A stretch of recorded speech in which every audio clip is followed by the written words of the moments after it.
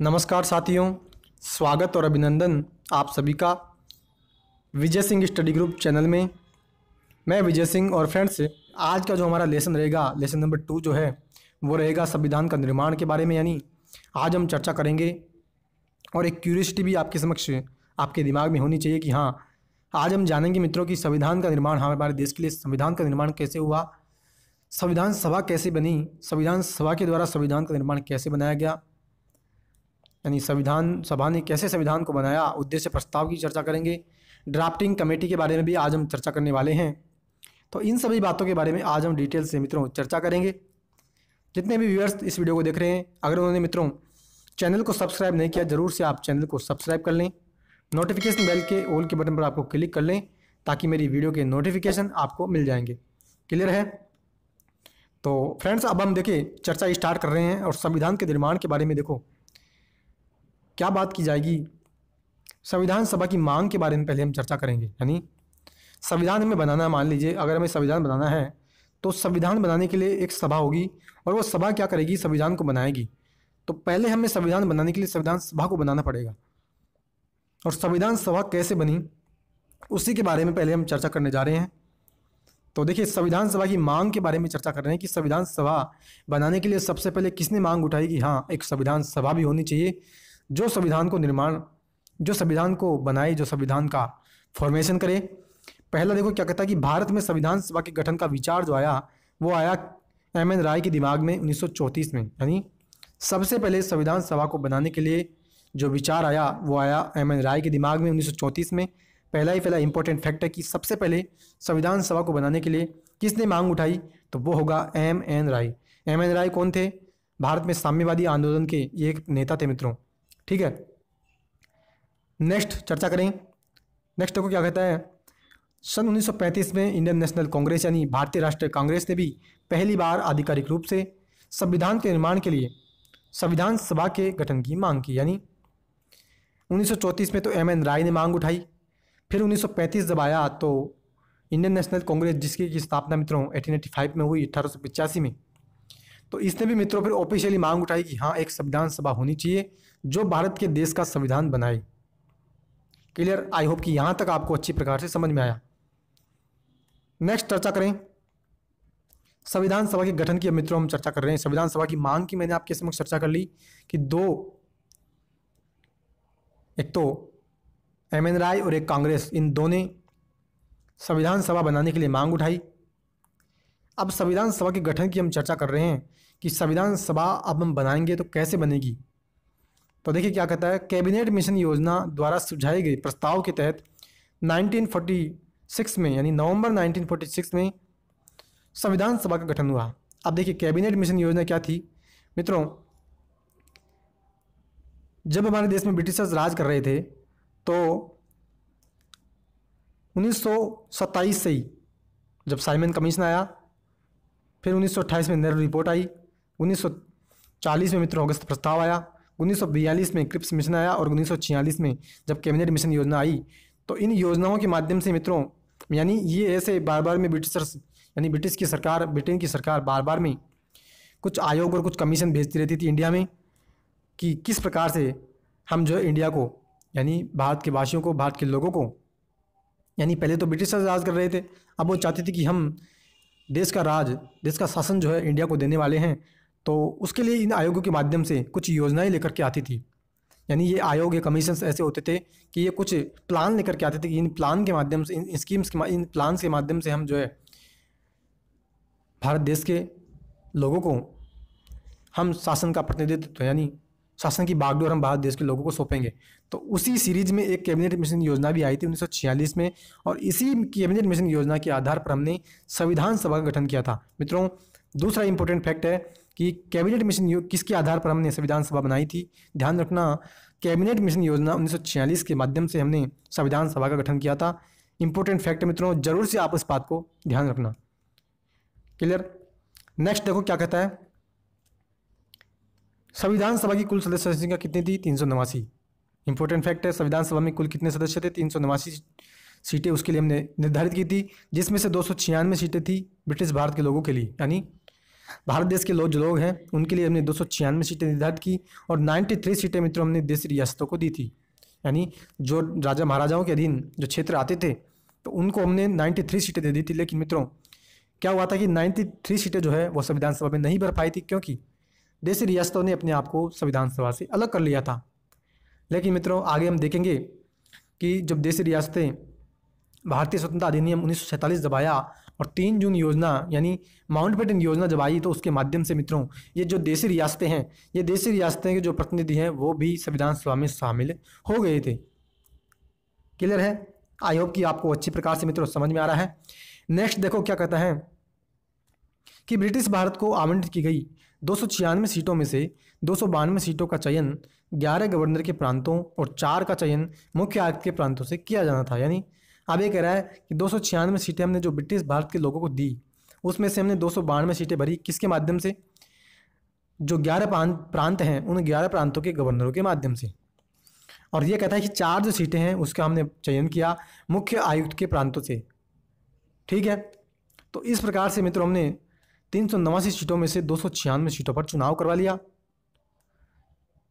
Next कहते हैं हर प्रांत में देशी रियासतों को उनकी जनसंख्या के अनुपात में सीटें आवंटित की जानी थी। यानी यह कह रहा है कि देशी रियासतों को जब हमने सीटें आवंटित की वो किस आधार पर की, किस बेसिस पे की?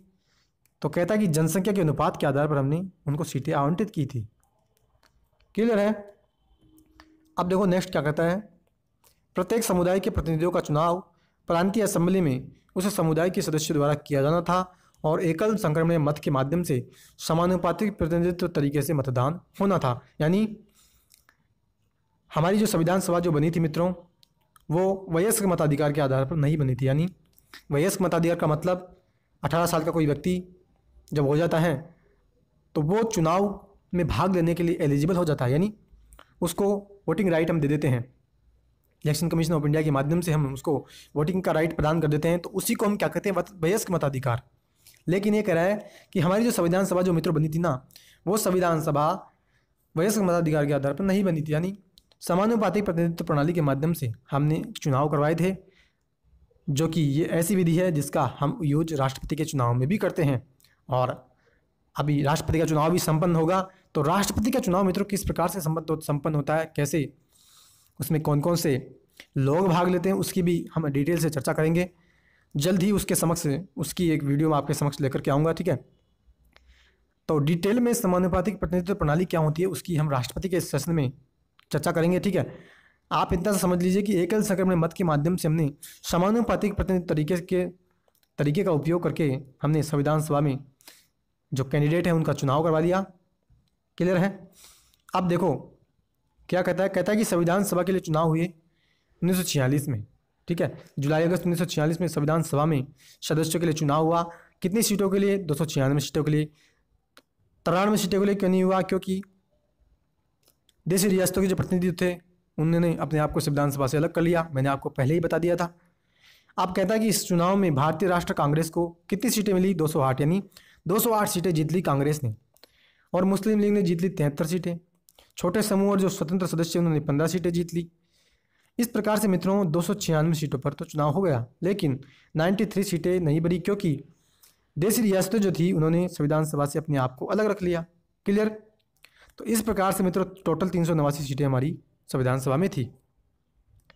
क्लियर है? आई होप कि मित्रों आपको अच्छी प्रकार से समझ में आ रहा है। और मित्रों मेरे लेसन्स, मेरी वीडियो आपको कैसी लगती है? आप देखो, कमेंट आप जरूर करें। कमेंट आप नहीं करते हैं कि कमेंट आप जरूर करें। कमेंट करके आप मेरे को बताएंगे कि आपको ये वीडियो कैसी लग रही है। कोई सजेशन आप देना चाहें तो ज़रूर से आप कमेंट करें। ठीक है, तो आई होप कि आपको अच्छे प्रकार से ये लेसन समझ में आते हैं। अब देखो नेक्स्ट कहता है, यद्यपि संविधान सभा का चुनाव भारत के वयस्क मतदाताओं के द्वारा प्रत्यक्ष रूप से नहीं हुआ, लेकिन इसमें चाहे हिंदू हो, सिख, मुस्लिम हो, ईसाई हो, पारसी, SC ST के प्रतिनिधियों को जगह मिली। ठीक है, महात्मा गांधी के अपवाद को छोड़ें तो सभा में उस समय भारत की सारी बड़ी हस्तियां शामिल थी। यानी महात्मा गांधी संविधान सभा में शामिल नहीं हुए थे क्योंकि वह राम राज्य के समर्थक थे, और उन्होंने मित्रों संविधान सभा बनाने के लिए, यानी वो असहमत थे कि संविधान सभा नहीं होनी चाहिए और एक संविधान नहीं होना चाहिए, जिस कारण मित्रों वो संविधान सभा में शामिल नहीं हुए। तो नेक्स्ट फ्रेंड्स, अब हम चर्चा करते हैं संविधान सभा की वर्किंग सिस्टम के बारे में अब हम चर्चा कर रहे हैं कि मैंने आपके समक्ष देखो अभी संविधान सभा की मांग की चर्चा की, ठीक है। एक तो हमने मांग की चर्चा की, दूसरी हमने गठन की चर्चा की। अब मित्रों हम चर्चा कर रहे हैं संविधान सभा की कार्यप्रणाली के बारे में, यानी वर्किंग सिस्टम, काम कैसे किया संविधान सभा ने, और पहली बैठक कितनी बैठकें उसमें हुई, उन सभी की चर्चा करने हम जा रहे हैं। कहता है संविधान सभा की पहली बैठक हुई कब? 9 दिसंबर 1946 की। कई बार एग्जाम में यहाँ से डायरेक्टली क्वेश्चन बनते हैं कि संविधान सभा की पहली बैठक कब हुई, क्योंकि संविधान सभा है इंपॉर्टेंट है और पहली बैठक भी इंपॉर्टेंट होती है, फर्स्ट और लास्ट इंपॉर्टेंट बैठक होती है। तो 9 दिसंबर 1946 को संविधान सभा की पहली बैठक हुई। मुस्लिम लीग ने बैठक में शामिल नहीं हुआ, यानी मुस्लिम लीग बैठक में शामिल नहीं हुई, उसने बैठक का बहिष्कार किया और अलग पाकिस्तान की मांग पर बल दिया। यानी वो इसलिए शामिल नहीं हुई क्योंकि वो अलग पाकिस्तान चाहती थी और उसके लिए अलग से संविधान चाहती थी। और कहते हैं कि इस बैठक में हमने सच्चिदानंद सिन्हा को सभा का अस्थायी अध्यक्ष चुना, यानी संविधान सभा के अस्थायी अध्यक्ष की हम चर्चा करेंगे मित्रों, तो वो होंगे सच्चिदानंद सिन्हा। ध्यान रखना, इंपॉर्टेंट फैक्ट है। आगे फ्रेंड्स हम चर्चा करते हैं। कहते हैं कि डॉक्टर राजेंद्र प्रसाद संविधान सभा के अध्यक्ष निर्वाचित हुए। उसी प्रकार एच.सी. मुखर्जी और वी.टी. कृष्णामाचारी को सभा के उपाध्यक्ष हमने बनाया, अर्थात संविधान के सभा के दो उपाध्यक्ष थे। यानी अब देखिए संविधान सभा का अस्थायी अध्यक्ष हमने बनाया था सच्चिदानंद सिन्हा जी को। फिर क्या हुआ कि सच्चिदानंद सिन्हा जी के बाद ये तो अस्थायी अध्यक्ष थे, लेकिन राजेंद्र प्रसाद जी आए, उनको हमने क्या बनाया, उनको हमने संविधान सभा का परमानेंटली अध्यक्ष निर्वाचित कर दिया, ठीक है। और दो हमने वाइस प्रेसिडेंट भी बना दिए, एक तो एच.सी. मुखर्जी और दूसरा वी.टी. कृष्णामाचारी, यानी दो तो उपाध्यक्ष थे और एक अध्यक्ष थे, ठीक है। आई होप कि आपको अच्छी प्रकार से समझ में आ रहा है, क्लियर है। नेक्स्ट अब हम चर्चा करते हैं मित्रों उद्देश्य प्रस्ताव की। आप देखिए उद्देश्य प्रस्ताव क्या है। उद्देश्य प्रस्ताव में मित्रों यानी एक तरह से उद्देश्य प्रस्ताव ये है जिसमें कि संविधान का ढांचा है, यानी कि संविधान हमारा देश का अगर बने भारत का तो वो कैसा हो, कौन कौन से उसमें प्रावधान हो, एक झलक जो होनी चाहिए संविधान की, वो थी किसमें? उद्देश्य प्रस्ताव में। तो इसी को हम उद्देश्य प्रस्ताव कहते हैं। और ये रखा था मित्रों पंडित जवाहरलाल नेहरू जी ने 13 दिसंबर 1946 को रखा, यानी 9 दिसंबर 1946 को तो संविधान सभा की पहली बैठक हुई और 4 दिन बाद 13 दिसंबर 1946 को जवाहरलाल नेहरू जी ने उद्देश्य प्रस्ताव रख दिया, ठीक है। कह रहा है कि 13 दिसंबर 1946 को नेहरू जी ने सभा में ऐतिहासिक उद्देश्य प्रस्ताव पेश किया जिसमें संवैधानिक संरचना के ढांचे और दर्शन की झलक थी, क्लियर है। तो ये मैंने आपके समक्ष उद्देश्य प्रस्ताव की भी चर्चा की, क्लियर। अब देखो नेक्स्ट हम चर्चा करें फ्रेंड्स भारतीय स्वतंत्रता अधिनियम 1947 के द्वारा संविधान सभा के कामों में कौन कौन से परिवर्तन हुए। यानी जब 3 जून योजना आई 1947 में, यानी 3 जून 1947 में जब माउंटबेटन योजना आई, तो उस माउंटबेटन योजना के माध्यम से मित्रों संविधान सभा जो हमारी काम कर रही थी, यानी 1946 में हमने संविधान सभा का गठन तो कर लिया था, लेकिन जब 1947 में भारतीय स्वतंत्रता अधिनियम जब आया तो उसके आने से संविधान सभा में क्या चेंजेज आए, उसके कामों में क्या परिवर्तन आए, तो उसकी अब हम चर्चा करने जा रहे हैं। देखो इंपॉर्टेंट है, क्या कहता है कि संविधान सभा से खुद को अलग रखने वाली देशी रियासतों के प्रतिनिधि धीरे धीरे इसमें शामिल होने लगे। मैंने आपको कहा था मित्रों कि जब हमने संविधान सभा का चुनाव करवाया था, टोटल 389 सीटें थी और 296 सीटों पर तो चुनाव हो गया था, लेकिन 93 सीटें मित्रों खाली रह गई थी क्योंकि देशी रियासतें उसमें शामिल नहीं हुई है, क्योंकि वो अपने आप को अलग रखना चाहती थी। तो आगे कहता है कि मित्रों जो देशी रियासतें अलग रह रही थी, अब उन्होंने क्या किया कि भारतीय स्वतंत्रता अधिनियम 1947 आने के बाद वो भी अब जो मित्रों संविधान सभा में शामिल हो गई, ठीक है। और कहता है कि 3 जून योजना यानी 3 जून 1947 को भारत के बंटवारे के लिए पेश की गई माउंटबेटन योजना को स्वीकार करने के बाद अन्य देशी रियासतों के ज़्यादातर प्रतिनिधि सभा में अपनी सीटें ग्रहण करने लगे। भारतीय हिस्से की मुस्लिम लीग के सदस्य भी सभा में शामिल हो गए। यानी मित्रों सीधी सी बात ये कह रहा है कि देशी रियासतें शामिल नहीं हुई थी, लेकिन माउंटबेटन योजना जब आई बंटवारे के लिए तो इसके आने के बाद देशी रियासतें इसमें शामिल हो गई और मुस्लिम लीग के जो रहे जो प्रतिनिधि थे भारतीय हिस्से के, वो भी मित्रों अभी इस संविधान सभा में शामिल होने लगे, क्लियर है। तो ये मित्रों मैंने आपके समक्ष चर्चा की कि भारतीय स्वतंत्रता अधिनियम 1947 के आने से संविधान सभा में क्या चेंजेज आए, ठीक है। अब मित्रों हम संविधान सभा के द्वारा कुछ इम्पोर्टेंट काम जो किए गए, ठीक है, बहुत ही इम्पोर्टेंट है, तो उसकी हम अब चर्चा करने जा रहे हैं। देखो, पहला कि 22 जुलाई 1947 को राष्ट्रीय ध्वज को आपने अपनाया। इम्पोर्टेंट है कि हमारा जो राष्ट्रीय ध्वज जो तिरंगा है, उस तिरंगे को मित्रों हमने कब अपनाया था, ध्यान रखना 22 जुलाई 1947 को, यानी आज़ादी से ठीक पहले, यानी 15 अगस्त 1947 को हमने पहला स्वतंत्रता दिवस अपनाया। तो उस दिन हमें तिरंगा लहराने के लिए, यानी हमें उस दिन झंडा लहराने के लिए कोई तो ध्वज चाहिए था। तो इस कारण से मित्रों हमने जुलाई में ही राष्ट्रीय ध्वज को, तिरंगे झंडे को अपना लिया। क्लियर। नेक्स्ट फ्रेंड्स चर्चा करें तो 24 जनवरी 1950 को राष्ट्रगान और राष्ट्रगीत को अपनाया, यानी जनगण मन और हमारा जो वंदे मातरम है राष्ट्रीय गीत, इन दोनों को मित्रों हमने 24 जनवरी 1950 को अपनाया।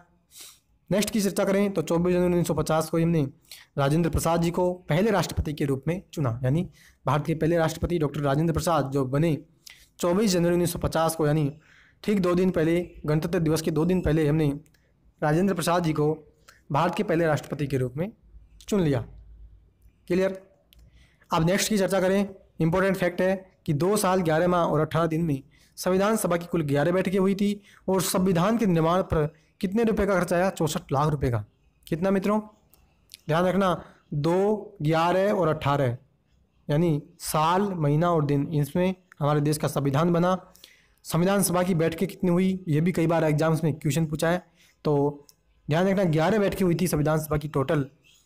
पहली बैठक जो हुई थी मित्रों वो हुई थी 9 दिसंबर 1946 को, और अंतिम बैठक जो हुई थी वो हुई थी 24 जनवरी 1950 को। ठीक है, पहली और अंतिम, फर्स्ट और लास्ट जो सिटिंग हुई वो इम्पोर्टेंट है, आपको अवश्य ध्यान होनी चाहिए। एक्सपेंडिचर जो आया संविधान को बनाने में 64 लाख रुपए का खर्च आया था। क्लियर। आई होप कि मित्रों आपको अच्छे प्रकार से समझ में आ रहा है। ठीक है मित्रों, वीडियो अगर आपको पसंद आ रही हो तो वीडियो को शेयर जरूर करना, और चैनल को मित्रों आपने अभी तक भी सब्सक्राइब नहीं किया है तो आप जरूर से चैनल को सब्सक्राइब कर लीजिएगा। ठीक है, नोटिफिकेशन बेल के ऑल के बटन पर आपको क्लिक करना है ताकि सभी वीडियो जितनी भी यूट्यूब पर आएगी आपको उनका नोटिफिकेशन मिल जाएगा। ठीक, अब देखो आगे हम चर्चा करें तो संविधान समिति यानी संविधान सभा जो थी, उस संविधान सभा की समितियों के बारे में मित्रों अब हम चर्चा करने जा रहे हैं कि संविधान सभा के गठन के बाद, संविधान सभा की मांग के बाद गठन हुआ, गठन के बाद मित्रों उसके कामों में क्या चेंजेज आए, कुछ इंपॉर्टेंट काम जो संविधान सभा ने किए उसकी हमने चर्चा की। अब हम चर्चा कर रहे हैं संविधान सभा में कुछ मित्रों ऐसी कमेटियां भी थी, समितियां जो थी वो कुछ विशेष मुद्दों से संबंधित, विशेष कामों से संबंधित उनका काम था। तो देखिए बड़ी समिति की हम चर्चा करने जा रहे हैं। पहली बड़ी समिति संघ शक्ति समिति है जिसके अध्यक्ष थे जवाहरलाल नेहरू जी। दूसरी थी संघीय संविधान समिति, इसके अध्यक्ष भी थे जवाहरलाल नेहरू, यानी संघ से संबंधित ये समितियां हैं और इनके दोनों के अध्यक्ष हैं जवाहरलाल नेहरू। तो इसके द्वारा आप इसको याद भी रख सकते हैं कि संघ और संघीय दोनों के अध्यक्ष जवाहरलाल नेहरू। नेक्स्ट की चर्चा करें प्रांतीय संविधान समिति, अध्यक्ष सरदार पटेल जी। प्रारूप समिति का आपको पता ही होगा, ड्राफ्टिंग कमेटी जो है जिसने कि अध्यक्ष अंबेडकर जी थे और जिन्होंने भारत के संविधान का जो प्रारूप बनाया, तो उस प्रारूप बनाने के लिए प्रारूप समिति का अध्यक्ष ने अंबेडकर जी को बनाया। क्लियर। नेक्स्ट की चर्चा करें मौलिक अधिकार, अल्पसंख्यक एवं जनजाति तथा बहिष्कृत क्षेत्रों के लिए जो एडवाइजरी कमेटी जो थी उसके अध्यक्ष हमने किसको बनाया, सरदार पटेल जी को बनाया। और इस जो कमेटी है, इस कमेटी में मित्रों 2 सब कमेटी थी, एक थी मौलिक अधिकारों पर और एक होगी अल्पसंख्यकों पर। ठीक है, अब मौलिक अधिकारों पर जो कमेटी है उसके अध्यक्ष हमने बनाया JB कृपलानी को, और अल्पसंख्यक जो उप समिति है उसका जो मित्रों हमने अध्यक्ष बनाया वो बनाया HC मुखर्जी को। क्लियर है। नेक्स्ट की चर्चा करें क्रिया नियम समिति है और उसका जो अध्यक्ष है वो है डॉक्टर राजेंद्र प्रसाद। 7वीं कमेटी मित्रों राज्यों की समिति है, जवाहरलाल नेहरू इसके अध्यक्ष हैं, और संचालन समिति के जो अध्यक्ष बनाए वो डॉक्टर राजेंद्र प्रसाद बनाए। तो ये मित्रों कुछ मेन ठीक है, मेन ये कमेटियां हैं, इनके नाम और इनके अध्यक्ष आपको अवश्य याद होने चाहिए। एग्जाम्स में सीधे यहाँ पे डायरेक्टली क्वेश्चन बनते हैं, एक तरफ आपको समिति दे दी जाएगी और दूसरी तरफ आपको समिति का अध्यक्ष दे दिया जाएगा, उसका मिलान आपको करवाया जाएगा। तो यहाँ से आपको क्वेश्चन बनने की संभावनाएं रहती है। तो यहाँ से आपको जो है सारी कमेटियाँ और उनके अध्यक्ष, कुछ मेन कमेटियाँ, 8 ही कमेटियाँ मेन, इनको आपको अवश्य याद होनी चाहिए। अब मित्रों हम चर्चा करें, पहले हमने बड़ी समितियों की चर्चा की, अब चर्चा कर रहे हैं छोटी समितियों के बारे में। पहली समिति छोटी सदन समिति है, उसके अध्यक्ष है पट्टाभी सीतारमैया। दूसरी कमेटी कार्य संचालन समिति, जिसके अध्यक्ष हैं डॉक्टर के.एम. मुंशी। तीसरी राष्ट्रीय ध्वज से संबंधित जो अस्थायी कमेटी है यानी तदर्थ समिति जो है, उसके अध्यक्ष हमने बनाया डॉक्टर राजेंद्र प्रसाद जी को। नेक्स्ट कमेटी की चर्चा करें तो वो है संविधान सभा के कार्यों के लिए समिति है, और इसके लिए जो अध्यक्ष है वो है जीवी मावलंकर, और जीवी मावलंकर जो है उसको हमने बनाया संविधान सभा के कार्यों के लिए समिति का अध्यक्ष। नेक्स्ट सिटीजनशिप से संबंधित अस्थायी टेम्परेरी कमेटी है, इसके अध्यक्ष हमने एस वरदाचारी को बनाया। नेक्स्ट कमेटी प्रारूप संविधान की जांच के लिए, यानी संविधान का जो प्रारूप बना और उसकी इंस्पेक्शन, उसकी जांच के लिए जो विशेष समिति, स्पेशल कमेटी हमने बनाई, उसके अध्यक्ष हमने बनाए जवाहरलाल नेहरू जी को। ठीक है, तो नेक्स्ट कमेटी की हम चर्चा करें फ्रेंड्स, वो है सर्वोच्च न्यायालय के लिए तदर्थ समिति, यानी सुप्रीम कोर्ट के लिए टेम्परेरी कमेटी, अस्थायी कमेटी, उसके अध्यक्ष एस वरदाचारी को बनाया। और एस वरदाचारी को हमने अभी मैं आपके समक्ष चर्चा की कि एस वरदाचारी को मित्रों हमने जो अध्यक्ष बनाया था वो हमने नागरिकता पर तदर्थ समिति जो हमने बनाई थी, उसके अध्यक्ष भी एस वरदाचारी ही थे। क्लियर है?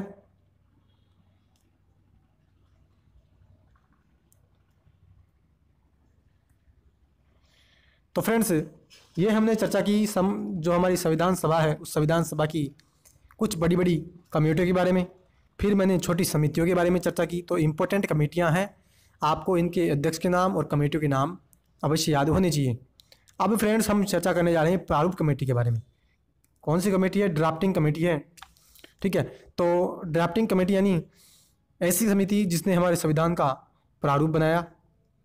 ठीक है, तो संविधान का प्रारूप यानी संविधान कैसा होना चाहिए, संविधान में कौन कौन से प्रावधान होने चाहिए, तो ऐसा जो ड्राफ्ट बनाया ना, उस ड्राफ्टिंग कमेटी के बारे में अब हम डिटेल से चर्चा करने जा रहे हैं। इंपॉर्टेंट कमेटी है मित्रों। कुछ ऐसे यहाँ पे फैक्ट आएंगे जिसमें क्वेश्चन फ्रिक्वेंटली यहाँ से बनते हैं, ज़रूर से आपको वो याद होने चाहिए। देखो क्या कहता है, इसका गठन जो हुआ 29 अगस्त 1947 को हुआ। पहला इंपॉर्टेंट फैक्ट, प्रारूप समिति का गठन कब हुआ? 29 अगस्त 1947 को। क्लियर? यह ऐसी समिति थी जिसे नए संविधान का प्रारूप तैयार करने की जिम्मेदारी सौंपी गई। ठीक है, इस समिति में सदस्य कितने थे? 7। दूसरा इंपॉर्टेंट फैक्ट है, प्रारूप समिति में सदस्य कितने थे? 7 सदस्य थे। अब देखो 7 सदस्य के बारे में फ्रेंड्स हम चर्चा करने जा रहे हैं। तो क्या कहता है, देखो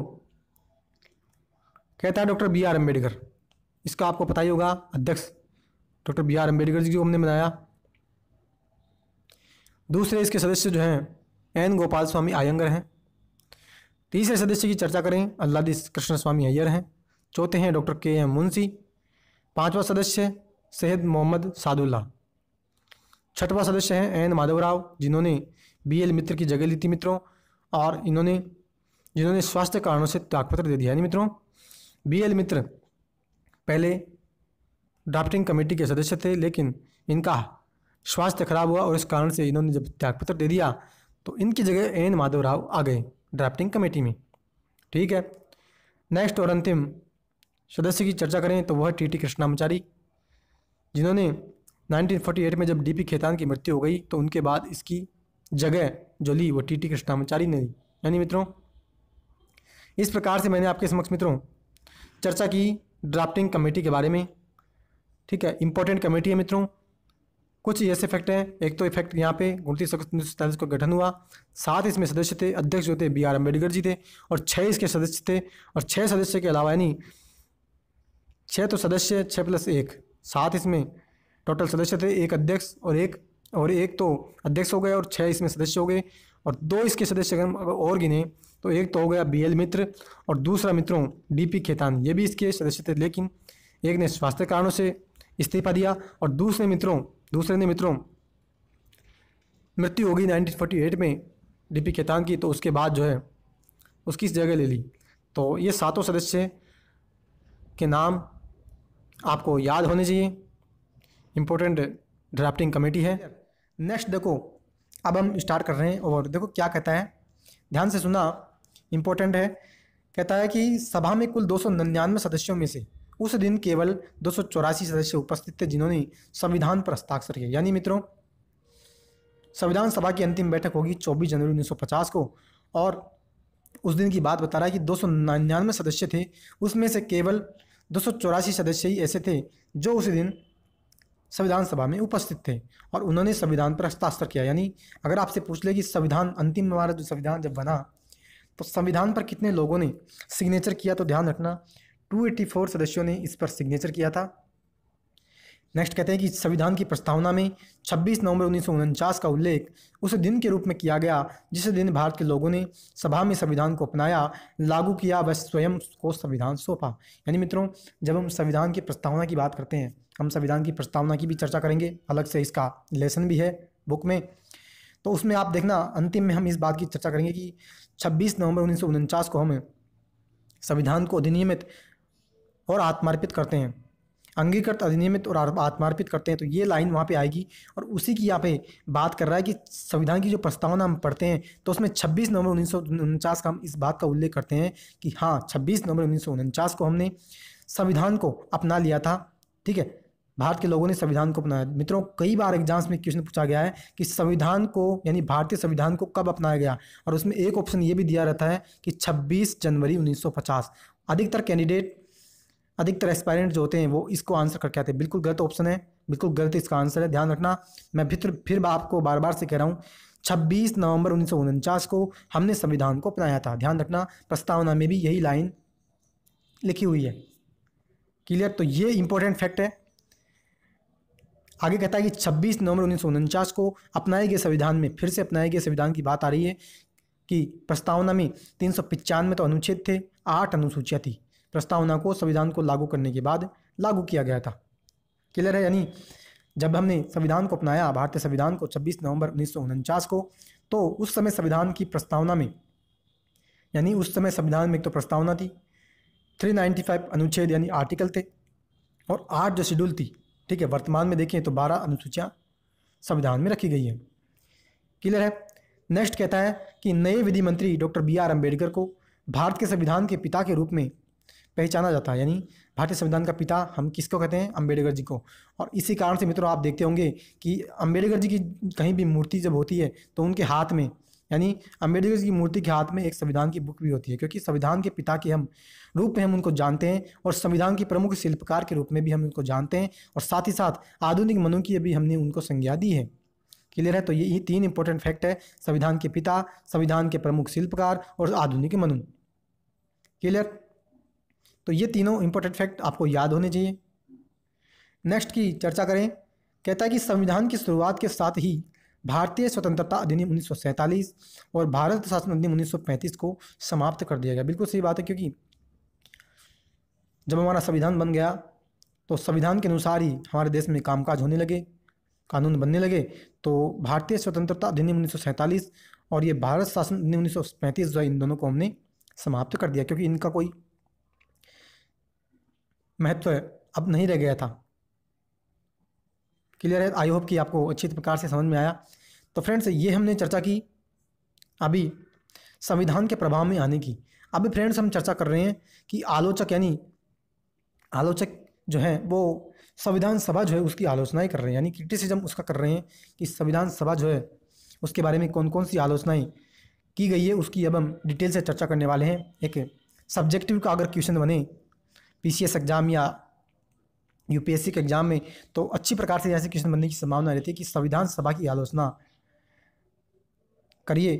तो देखिए, पहली आलोचना की हम चर्चा करने जा रहे हैं, और पहली आलोचना के बारे में देखो क्या कहता है। आलोचक कह रहे हैं कि यह प्रतिनिधि निकाय नहीं थी। बिल्कुल सही बात है। आलोचकों की दृष्टि से अगर मित्रों हम देखें तो ये प्रतिनिधि निकाय नहीं थी। बिल्कुल, क्यों? क्योंकि मैंने आपको पिछले लेक्चर में भी इस बात की चर्चा की थी कि हमने जब संविधान सभा का गठन किया मित्रों, और संविधान सभा में सदस्यों का जब चुनाव करवाया, तो हमने वयस्क मताधिकार के आधार पर चुनाव नहीं करवाया था। समानुपातिक प्रतिनिधित्व प्रणाली के माध्यम से मित्रों हमने संविधान सभा में सदस्यों का चुनाव करवाया था। तो इसी कारण से हम इसको कहते हैं कि प्रतिनिधि निकाय ये नहीं थी। अगर हम डायरेक्ट वोटिंग करवाते तो हम इसको प्रतिनिधि निकाय कहते हैं कि आलोचकों ने कहा संविधान सभा के सदस्यों का चुनाव भारत के लोगों के द्वारा वयस्क मताधिकार के आधार पर नहीं हुआ। तो ये पहली आलोचना हमने कर दी, ठीक है। दूसरी आलोचना की मित्रों हम चर्चा करें, कह रहे हैं कि संप्रभुता का अभाव। यानी अब देखिए संप्रभुता का आखिर मतलब क्या होता है, एक सिंपल सी वे में यहाँ पे आप समझ लीजिए, आगे भी हम डिटेल से चर्चा भी करेंगे संप्रभुता के वर्ड की। देखो संप्रभुता का मतलब क्या होता है, अगर मान लीजिए संप्रभुता, अगर मैं आपसे ये कहूँ कि आप संप्रभु व्यक्ति हैं तो इसका मतलब ये होगा कि आप जो है बाहरी निर्णय या आंतरिक निर्णय, यानी आपसे संबंधित कोई भी निर्णय होगा, चाहे बाहरी समाज से संबंधित निर्णय हो या घर से संबंधित निर्णय हो, किसी भी प्रकार से संबंधित अगर निर्णय होगा ना, और उस निर्णय को लेने के लिए अगर आप स्वतंत्र हैं तो इसका मतलब है आप संप्रभु हैं। बस इसी का मतलब ये है। और अगर हम इंडियन पॉलिटी के कॉन्टेक्स्ट में देखें तो संप्रभुता का मतलब ये होता है, भारत, अगर मान लीजिए हम ये कहें कि भारत की संसद संप्रभु नहीं है, इसका मतलब हमने भारत की संसद को ये अधिकार नहीं दिया कि आप जो चाहे मनमानी कर सकते हो, आप जो निर्णय लेना चाहिए वो ले सकते हैं, बिल्कुल नहीं ले सकते। भारत की संसद को हमने संप्रभु नहीं बनाया है। संप्रभुता का मतलब यही होता है कि कोई व्यक्ति, कोई भी देश बाहरी निर्णय और आंतरिक निर्णय दोनों निर्णय लेने में स्वतंत्र अगर वह व्यक्ति है, अगर वो संस्था स्वतंत्र निर्णय लेने में है तो उसको हम कहते हैं संप्रभुता। क्लियर। तो यहाँ पे देखो दूसरी आलोचना, आलोचक कहते हैं कि संविधान सभा एक संप्रभु निकाय नहीं थी क्योंकि इसका निर्माण ब्रिटिश सरकार के प्रस्ताव के आधार पर हुआ। यानी मित्रों ब्रिटिश सरकार ने प्रस्ताव लेकर के आया, और कौन सा प्रस्ताव लेकर के आया था मैंने आपको क्लियरली बताया था। 1946 में जब कैबिनेट मिशन योजना आई तो उस मिशन योजना के माध्यम से हमने संविधान सभा का गठन किया था, और इसीलिए ये कह रहे हैं कि ब्रिटिश सरकार ने जो कैबिनेट मिशन योजना का जो प्रस्ताव लेकर के आया, इस प्रस्ताव के आधार पर हमने संविधान सभा का गठन किया है, इसलिए हमने तो संप्रभुता खो दी है, यानी हमने संविधान सभा को संप्रभु नहीं बनाया। दूसरी आलोचकों की दृष्टि से अगर हम, यानी आलोचकों की दृष्टि से हम अगर दूसरी आलोचना देखिए तो ये भी आलोचना सही है। तीसरी आलोचना मित्रों देखें, कहते हैं कि समय की बर्बादी, यानी 2 साल 11 माह और 18 दिन और 64 लाख रुपए का खर्च और 11 बैठकें, कितना समय कितना रुपए लगा इसमें। तो इस कारण से इसको संविधान सभा के द्वारा जो संविधान हमारा बना, तो संविधान सभा के द्वारा समय की बर्बादी यहाँ पे बताई जा रही है कि आलोचक कहते हैं संविधान सभा ने इसके निर्माण में ज़रूरत से कई ज़्यादा समय ले लिया। दूसरी आलोचना भी हम इसको सही मान सकते हैं। तीसरी आलोचना की दृष्टि से हम देखें तो कहते हैं कि कांग्रेस का प्रभुत्व, यानी आलोचक कहते हैं संविधान सभा में कांग्रेसियों का प्रभुत्व था। बिल्कुल सही है, अधिकतर जो व्यक्ति थे, और मैंने आपको बताया भी था कि 296 सीटों में से मित्र 208 सीटें तो कांग्रेस ने ही जीत ली थी। तो इसका मतलब हम कह सकते हैं कि बहुमत कांग्रेस का हो गया, यानी कांग्रेसियों का संविधान सभा में प्रभुत्व हो गया, उनका रिप्रेजेंटेशन ज़्यादा हो गया, वो किसी प्रकार के निर्णय को लेने के लिए दबाव बना सकते हैं, प्रेशराइज कर सकते हैं। तो इस प्रकार से हम देखें तो कांग्रेसियों का उसमें प्रभुत्व था। और आलोचकों की दृष्टि से हम देखें तो ये भी जो आलोचना है वो यहाँ पे सटीक बैठती है।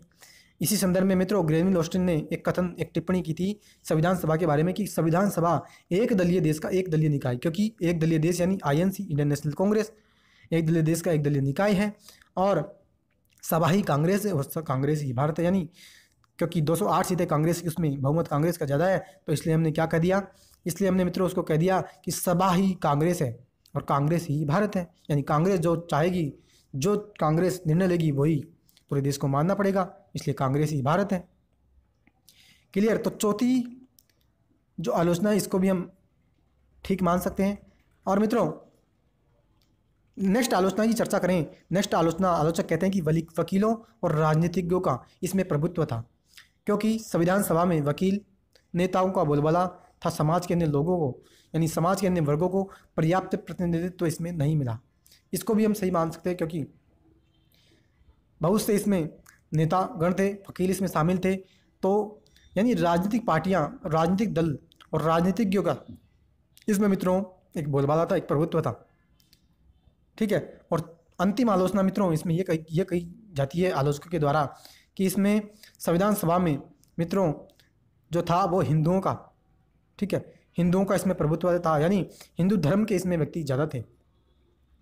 क्लियर। तो ये मित्रों हमने 6 आलोचनाओं की चर्चा की संविधान सभा की आलोचनाओं के, यानी आलोचकों के द्वारा जो आलोचनाएं संविधान सभा की गई उसके बारे में हमने डिटेल से डिस्कशन किया। अब मित्रों अंतिम हमारा जो टॉपिक है वो है आवश्यक तथ्य, यानी कुछ इंपॉर्टेंट कुछ नेसेसरी फैक्ट यहाँ पे हम चर्चा करने वाले हैं। और यहाँ पे यानी फ्रिक्वेंटली यहाँ से क्वेश्चन बनते हैं। देखो पहला क्या कहता है, संविधान सभा द्वारा हाथी को, किसको, हाथी को प्रतीक या मुहर के रूप में अपनाया। किसको मित्रों, हाथी जो है यानी एलिफेंट, इस एलिफेंट को हमने संविधान सभा का प्रतीक अपनाया, यानी मुहर जो संविधान सभा की थी वो क्या थी, हाथी। क्लियर, इंपॉर्टेंट फैक्ट है, डायरेक्टली यहाँ से क्वेश्चन बनते हैं। दूसरा क्वेश्चन बहुत ही important, sir B N Rau को संविधान सभा के संवैधानिक सलाहकार के रूप में नियुक्त किया गया, ये भी इंपॉर्टेंट फैक्ट है। यानी सर बी एन राव जो थे उनको हमने संविधान सभा में संवैधानिक सलाहकार, यानी संवैधानिक सलाहकार हमने इनको बना दिया, जो संवैधानिक मामलों में सजेशन देने का काम करेंगे। तीसरा important fact, H V R Iyengar को संविधान सभा का सेक्रेटरी नियुक्त किया, यानी संवैधानिक सलाहकार हमने बनाया बी एन राव को, सेक्रेटरी हमने बनाया वी आर अयंगर को। संविधान सभा की जो मुहर थी, ठीक है, मुहर हमने बनाया मित्रों हाथी को। चौथा important fact, L N Mukherjee, क्या मित्रों, एल एन मुखर्जी जो हैं इनको संविधान सभा का हमने मुख्य प्रारूपकार यानी चीफ ड्राफ्टमैन जो हमने बनाया, हमने जो नियुक्त किया, अपॉइंट किया, वो किया एल एन मुखर्जी को। चौथा इंपॉर्टेंट फैक्ट। और मित्रों बहुत ही इंपॉर्टेंट फैक्ट है कि पांचवा और वो अंतिम यानी एक इम्पॉर्टेंट फैक्ट की हम चर्चा करें तो वो है प्रेम बिहारी नारायण रायजादा, भारतीय संविधान के प्रमुख सुलेखक, कैलीग्राफर, यानी भारतीय संविधान के। और यहाँ से कई बार एग्जाम्स में क्वेश्चन भी पूछा गया है कि भारतीय संविधान के जो मित्रों वो कैलीग्राफर जो थे, यानी भारतीय संविधान के प्रमुख सुलेखक कौन थे, तो ध्यान रखना प्रेम बिहारी नारायण रायजादा। इंपॉर्टेंट फैक्ट है मित्रों, प्रेम बिहारी नारायण रायजादा भारतीय संविधान के प्रमुख कैलीग्राफर थे। क्लियर, नेक्स्ट की चर्चा करें। नेक्स्ट देखो क्या कहता है, कहता है कि मूल प्रस्तावना को प्रेम बिहारी नारायण रायजादा द्वारा हस्तलिखित और बिहुयर राम मनोहर के द्वारा हमने ज्यामितीय सौंदर्यीकृत और अलंकृत किया। यानी मित्रों ये कह रहा है कि जो मूल प्रस्तावना जो थी, ठीक है, यानी 42वें संविधान संशोधन अधिनियम 1976 के माध्यम से हमने 3 शब्द जोड़े थे प्रस्तावना में, समाजवाद, पंथ निरपेक्ष या धर्मनिरपेक्ष और एकता अखंडता। यानी 42वें संविधान संशोधन लाने से पहले और प्रस्तावना में संशोधन करने से पहले जो हमारी संविधान की जो प्रस्तावना थी उसको हम क्या कहते हैं, मूल प्रस्तावना। और इसी बारे में ये कह रहा है कि मूल प्रस्तावना जो है उसको हमने प्रेम बिहारी नारायण रायजादा द्वारा हस्तलिखित करवाया और राम मनोहर सिन्हा जो हैं उन राम मनोहर सिन्हा के द्वारा उसको ज्यामिति और सौंदर्यीकृत किया, यानी उसको सुंदरतापूर्वक उसका जो अलंकरण किया वो किया बिहुयर राम मनोहर सिन्हा के द्वारा। क्लियर है फ्रेंड्स। और मित्रों अंतिम बात अगर हम चर्चा करें, अंतिम बात है कि मूल संस्करण का सौंदर्यीकरण और सजावट शांति निकेतन के कलाकारों ने किया, जिनमें नंदलाल बोस और बिहुयर राम मनोहर सिन्हा शामिल थे। बहुत ही इंपॉर्टेंट फैक्ट है मित्रों, और यहाँ से भी फ्रिक्वेंटली अक्सर एग्जाम्स में क्वेश्चन बनता है कि भारतीय संविधान का जो मूल संस्करण है उसका सौंदर्यीकरण यानी उसको सजावट है, उसको सजाया किसने, यानी जैसे उसको इस प्रकार से हमने उसको बुक को बनाया कि वो अच्छे प्रकार से एक एट्रैक्टिव बने, वो आकर्षित करें। तो यही बात यहाँ पे करें कि शांति निकेतन के जो कलाकार हैं उन्होंने उसको जो है सजाया है हमारे मूल संस्करण को, भारतीय संविधान के संस्करण को, और जिनमें नंदलाल बोस और बिहुयर राम मनोहर सिन्हा शामिल थे। क्लियर है। तो ये मित्रों हमने चर्चा की आज इंडियन पॉलिटी के बारे में, और हमारा जो लेसन नंबर 2 था, लेसन नंबर 2 इंडियन कॉन्स्टिट्यूशन यानी मेकिंग ऑफ द कॉन्स्टिट्यूशन, भारतीय संविधान यानी संविधान का निर्माण आज हमारा कंप्लीट हुआ। आई होप कि आपको मित्रों ये लेक्चर भी, ये लेसन भी ठीक इसी प्रकार से उसी प्रकार से समझ में आया होगा जिस प्रकार से पहला लेसन ऐतिहासिक पृष्ठभूमि का आया था। अब मित्रों आज हमारा लेक्चर कंप्लीट हो गया और अब हम इस लेसन के जितने भी क्वेश्चन बन सकेंगे वो अगली लेक्चर में, अगली वीडियो में हम क्वेश्चन डिस्कस करने वाले हैं। इस लेसन के प्रकार से रिवाइज कर लीजिए बार बार वीडियो को देख करके, और रिवाइज करने के बाद मित्रों आप क्वेश्चंस को अटेम्प्ट करिएगा, जितने क्वेश्चन बन सकेंगे वो मैं आपके समक्ष क्वेश्चन लेकर के आऊँगा। ठीक है, तो ज़रूर से आप मित्रों उन क्वेश्चंस को देखना। मेकिंग ऑफ द कॉन्स्टिट्यूशन का जो टॉपिक है, संविधान का निर्माण का जो टॉपिक है वो कंप्लीट हो जाए और एक भी क्वेश्चन आपका किसी भी एग्जाम्स में यहाँ से नहीं छूटे। ठीक है, तो आज का लेक्चर फ्रेंड्स आपको कैसा लगा, आप अपनी प्रतिक्रिया कमेंट बॉक्स में ज़रूर कीजिएगा। ठीक है, और वीडियो को मित्रों लाइक और शेयर आप ज़रूर करना, ठीक है। ज़्यादा से ज़्यादा लोगों में आपको शेयर करना है। ज़रूर से आप चैनल को अभी तक आपने सब्सक्राइब नहीं किया है तो आप ज़रूर से चैनल को सब्सक्राइब कर लें। नोटिफिकेशन बेल जो है उसका ऑल का बटन पर आपको क्लिक करना है। क्लियर? तो फ्रेंड्स अब हम मिलते हैं अगले लेक्चर में क्वेश्चंस के साथ। तब तक के लिए हैव ए नाइस डे। जय हिंद, जय भारत, वंदे मातरम।